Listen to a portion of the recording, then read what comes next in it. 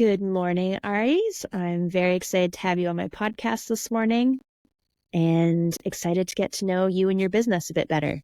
Just so listeners know, Aries has her own coaching business, and we are going to hear about some of the in-depths of her business, as well as her story to get there, of how she got there. And then lastly, we're all into growth, where she's going from here and some of her next steps. So Aries, take it away. Tell us about your business and what you're up to in the world. To be very honest, even until this moment, I still feel not fully comfortable to treat what I'm doing as a business. I don't know whether anybody said to you, but I think to me, coaching is something very personal, as in I feel I'm right in what I'm doing that is really me. And hesitate to me, business, the way I see business, I mean, that's my perspective. I see business as something as money making. I don't see coaching as something is about making money. Of course, you have to make a living. I mean, as you say that, I just feel that I don't resonate very strongly as in, what is your business? I was like, yeah, I'm into coaching. This is what I do. I know it's a business. I've been told many times that, oh, you cannot just talk to people and then they just come to you and then you just coach them and then they went away. They got what they wanted and then you never get paid for it. I said, okay, I need to learn from what I used to do. Not doing that anymore. Well, not true. I'm not doing that anymore. But I need to learn that it is a business. And of course, in a coaching business is unique in a way that there is the business aspect, your where you want to go, your marketing, your strategy, whatever, the business side of it. And there is a very human and the side of who am I, what am I trying to do here? And that it's not about selling your product, but because you are the products. And it's Yes. about people knowing what the people have a need and you're there to satisfy the need, not just saying that I have a product, it's good for you, you have it. It's not like that. Yeah. And that's the thing about coaching, I think, is that it is so personalized. And partly why I love these podcasts, that people can get to know you and your style. And it is like for coaching, and it sounds like very much for you, this is a passion project first. And business is just kind of the fact that it makes you money. Like there's something to learn and grow in, and we always do, but it comes from passion based versus money based for you, which is powerful. Like that's the sort of coach that you want by your side. Well, Well done. thank you. And what sort of people have you been working with in the past? And what do you hope to get from those relationships that you form with people in the coaching world? Quite a variety of people. I started off thinking that, I just like to work with women, but actually I have worked with some men before, and I find the best person to work with are people who really seek to grow. What I mean is you can see people who come to see you, but they are not very open. Or, you see, how to say, we are quite a complex being. And a lot of things that we do are kind of above the iceberg. So when you start tapping on the iceberg, people kind of run away. And when you do that, you will continue to run and you never break the code within yourself. It's within yourself. As a coach, we don't kind of break our coach. We don't tell you what to do, but we try to, what the coach do is actually really holding that space for you and allow you to reflect and know what is beneath the iceberg. So you know what's going on and you can actually move beyond what you're doing. So I would say nobody changed anybody.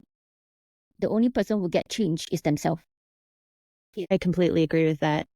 And yeah, it's a scary big process sometimes to go beyond the surface and go into the things that you don't know and explore that inner world a bit. And yeah, it must be really amazing for people that you work with to have that sort of support as they go through that journey. Because it is a powerful journey and it's a meaningful journey and it's a journey that means growth and changing what you're capable of to where you want to be. Yeah, to have you by their side, that is very powerful. Yeah, As so a coach. there's a lot of I think the relation, the empowerment, the relation, the rapport you have is important. I mean, if you don't trust the person or you don't know the person, it's very difficult to open up. So I can understand if I see you for the first time, how much do you know about me? How much do you want to tell about me? I mean, some people are more open, some people are not. But I mean, if I'm the client, if I don't know my coach, I'm probably not very comfortable. So I would think it's like a mirror, right? You want somebody to trust you, then you really have to let the person know who you are and what you stand for. I think that is my personal stand, because I have met coaches is like, yeah, this is about you, just tell me about yourself. But they was like, I know it's good to be wearing the hat and being impartial so they can really listen, but I feel that it's a distant. I want somebody that is personal, that I can feel connected with. Yes. Yeah. No, I can hear And when that. you feel connected with somebody, you're more willing to share. And when you're willing to open up, you will find a lot more things about yourself than you ever were. No, I completely agree with that. And what are some of the ways and techniques that if you were working with someone, what are some of the, because I know there's the Myers-Briggs system and there's different like Enneagrams and ways to get to know people and their particular personality. Do you use any of those sorts of things, or what techniques do you use? Great question. The reason I say that is because all these are just a tool that you use. And because I work a lot or mainly with the corporate client, and in corporate, most of them already done some sort of work, or the organization already provides some tool for them to use. It could be Myers-Briggs, Immogram, or it could be this. This is quite popular in UK. Yeah, so it depends on what they use. But when they talk about it, you are able to talk to them about it and go deeper. So it depends on where the client is coming from. So I'm personally trained in this, so I'm a this practitioner. And I find that one is very good to use, not just as a coach, but as the client, as a person yourself, because there is a communication component there, as in it's quite a simple personality assessment, and you can see your own personality, where your behavior goes, and you also help you to kind of read, inverted comma, as in read. Because sometimes we all come from different perspectives, but when you are able to kind of understand where they're coming from, it help you to be more empathetic towards the way they are that's different from you, and you kind of meet they are. So I like to give the example of speaking a different language. Let's say you meet somebody who speak French and you don't speak French, but you want to communicate with a person, you will have to learn a couple of words. And when the person see you trying really hard to speak the French, the person will be like, yeah, okay, I should try to speak a couple of English so that we can communicate better. So I think that give you the tool to help.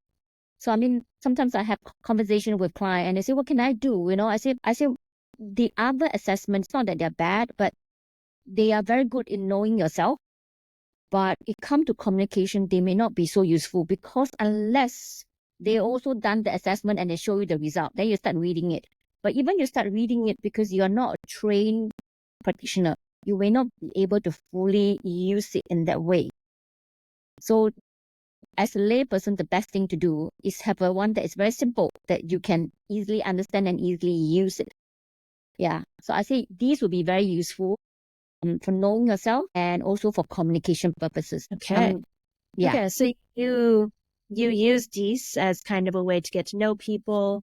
And I also heard you help teams. So would you come into an organization and a space and kind of work with the team as well? Or are you like working more with the lead of that organization? I do more work with one-to-one on the lead. I don't do much on team at this moment. Yeah.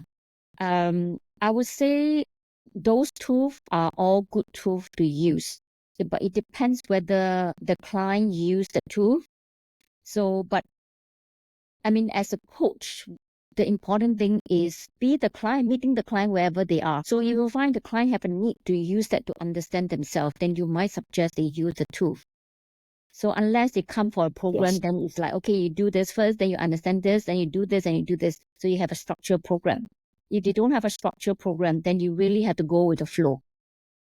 If the client is very Right. resistant, then you have to really take it slow for them to kind of, for whatever reason they have a resistance, maybe they have a bad experience before. So then you have to reestablish the trust. Or the client is very willing and they want to run forward, but you realize that they are There's a saying, right? You have to learn to walk before you run. But they are ready to run, but you know that they are not ready to run. They still need to learn to walk. And then you have to pull them and say, well, we really need to walk a little bit because you haven't get your gear ready. What about that?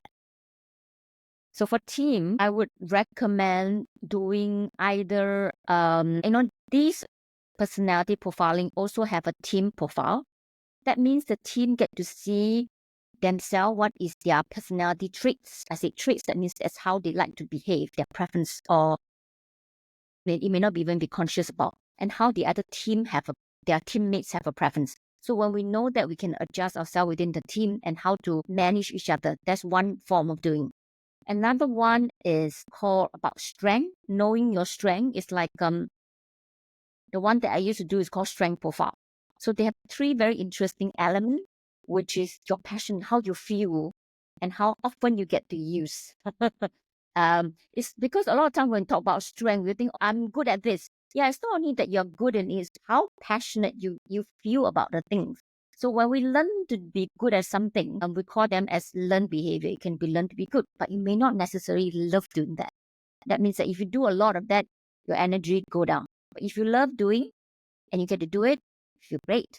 So that is like your realized strength. But they have a component called the unrealized. That means you don't really know you have it because you don't get to do it. When you do it in the team, you can kind of see where the whole team sits. And then you kind of support one another. That means that this area that I hate doing and not so good in, somebody else is really good. Why don't I let the person do it? Yes. Rather than I have That to do makes it. complete. So it's kind of putting everybody together, but we tap into each other's strength, as in what you're good in, what you're passionate, and how I can do more. So Yes. do a team profile is very useful. Yeah.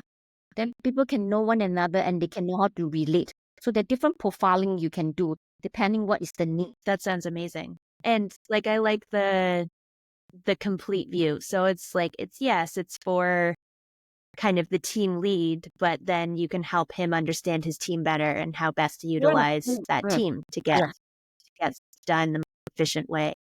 And as you said, mean that people come and they're high energy and they love what they do because they've been put in a role that really fits what their strengths are.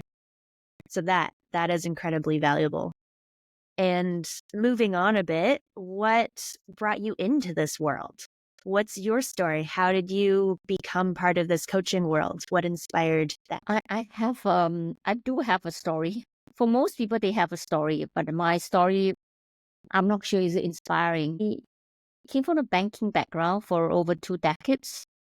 So in 2017, my eldest son passed away very suddenly with no symptom. He just have internal bleeding and then that's it.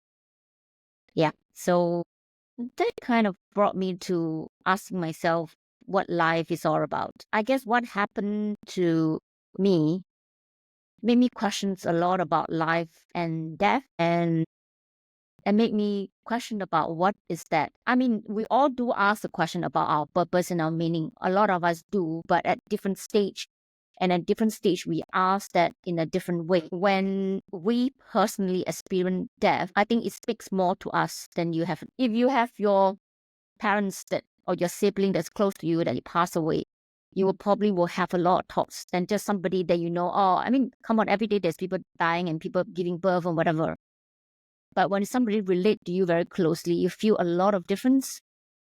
I think for me, during his funeral, I think a lot of people give the eulogies and really make me wonder what kind of life I want to lead going forward. And that's when I kind of step out of my corporate and move into coaching. But when I first started, I don't know where to begin. So I started with performance coaching because that's closest to corporate, right? You talk about performance, how do you be better and set goal and things like that. But I feel it doesn't speak to me as an individual because of my situation. So I went on to do a few other training. I did NLP, stand for Neuro Linguistic Programming, and my trainer are both psychotherapy. So I nearly went into a psychotherapy line because I really feel a lot more for that area. But I didn't jump onto that one because I felt, let's see where the universe brings. And also because I felt that there was still, I won't deny even until now, I feel I still get triggered if I have clients that come to me to talk about their children, especially if their children have spectrum, because I can relate very well and how difficult it is.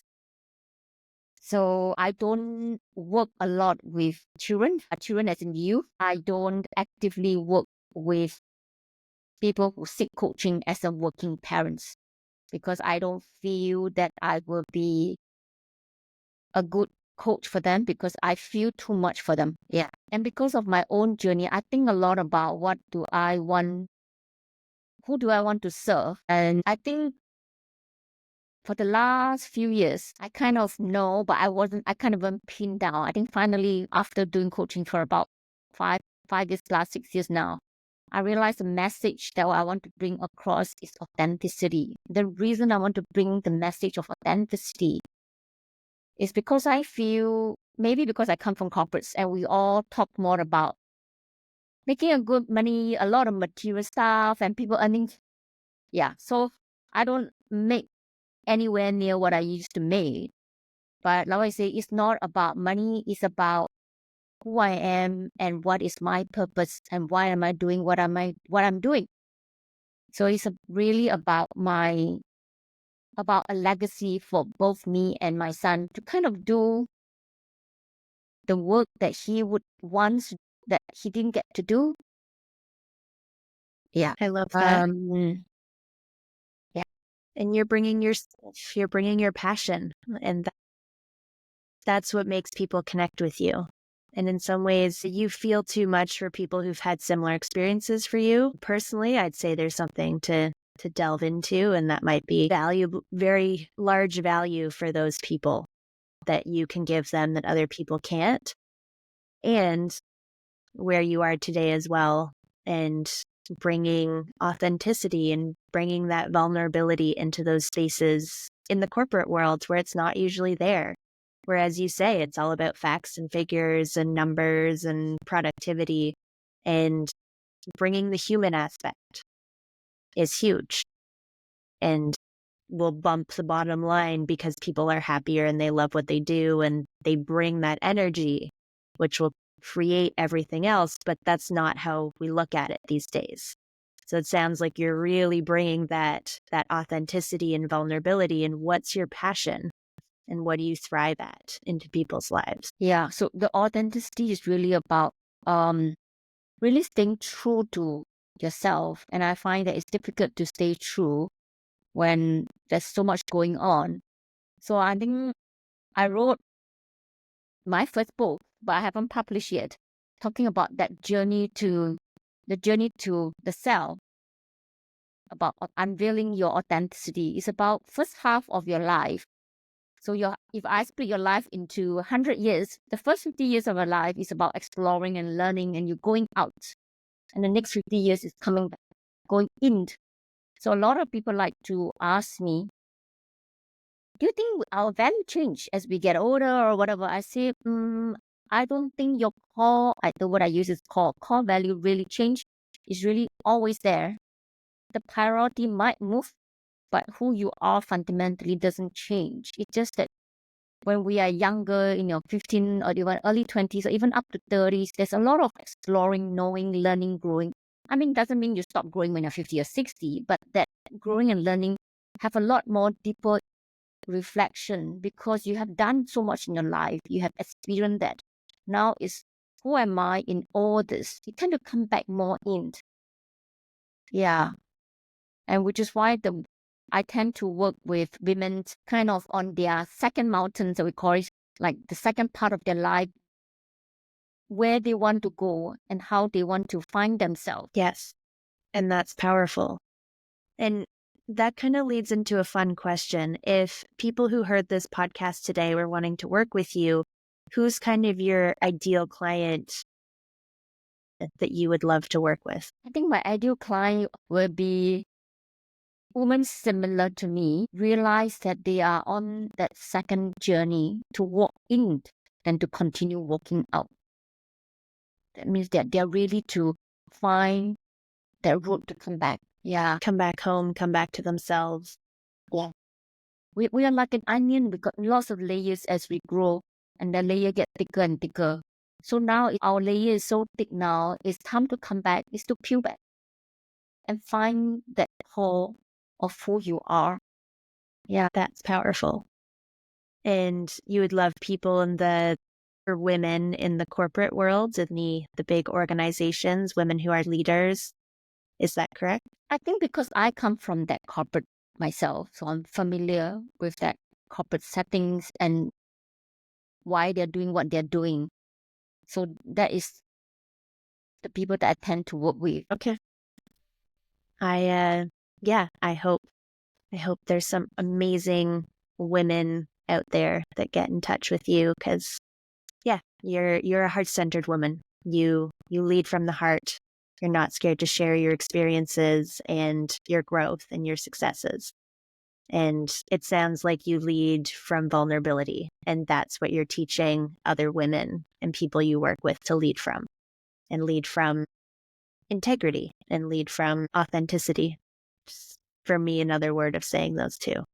Yeah. So that's exciting. I hope we can connect you with people to work with. And I guess kind of the third question is around, where do you want to go from here? You're in the world of growth. You're in the world of possibility. I think I am very inspired and empowered by people who realize that the power is always within themselves. It's not about doing that, but it's about coming back in. But my growth, I would like to do more work with a group or team that I'm not doing much at this moment. I'm doing more facilitation work. I like to do more of that. So I started to do some courses with on a human resource side. I did an organization development certification. I'm doing DIB, diversity inclusion certification. Really interesting to look at organization culture. You didn't know it, but it was really interesting to see that diversity and what is the impact. I would like to do more work around that. That means to take my one-to-one into more groups and more organization. That's what I'm hoping for. I think for me, I'm thinking that when I do that, I will able to have a wider lens, because now I'm really about the person and working with individual. But when I take that facilitation, I move beyond the one to the group. Yeah. And that's, for me, that just impacts a wider net. That just boosts your impact in the world and the amount of change you can create, which is huge.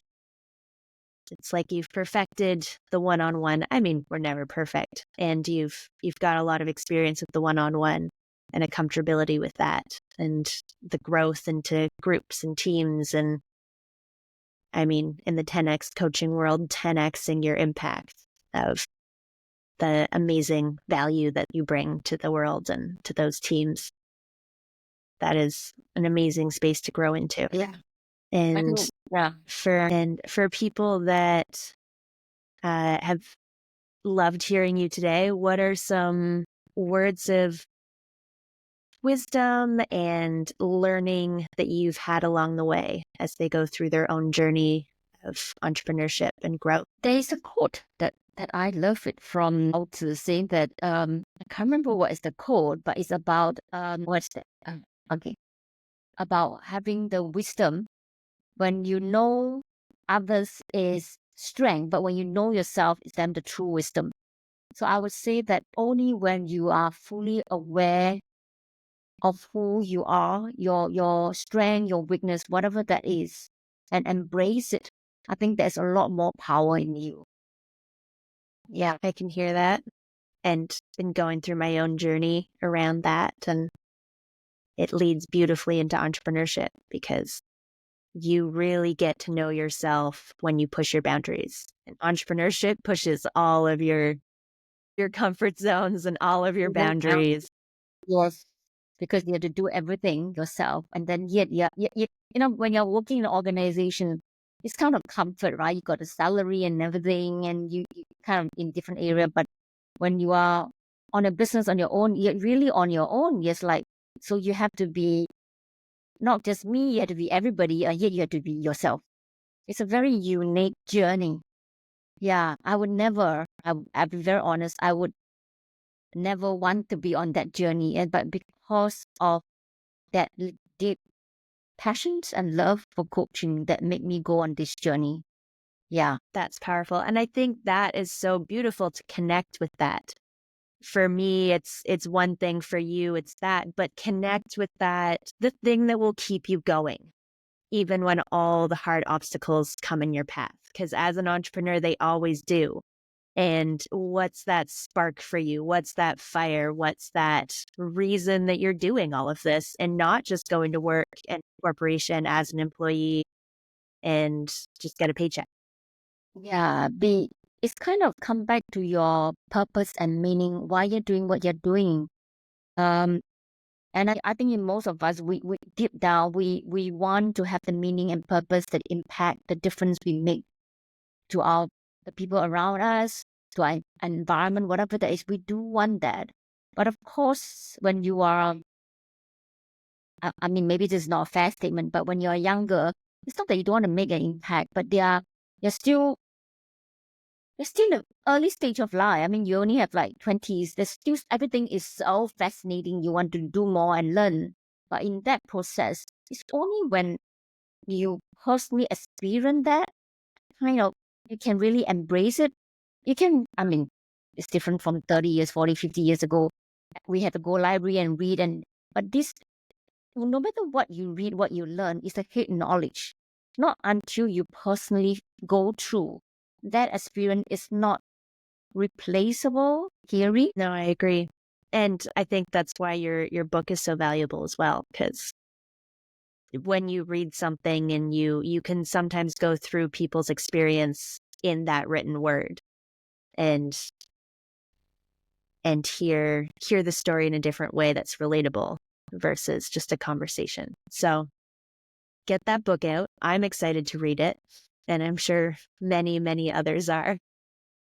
Thank you. You're very welcome. All right. We will talk to you soon, and thank you very much for being on the podcast.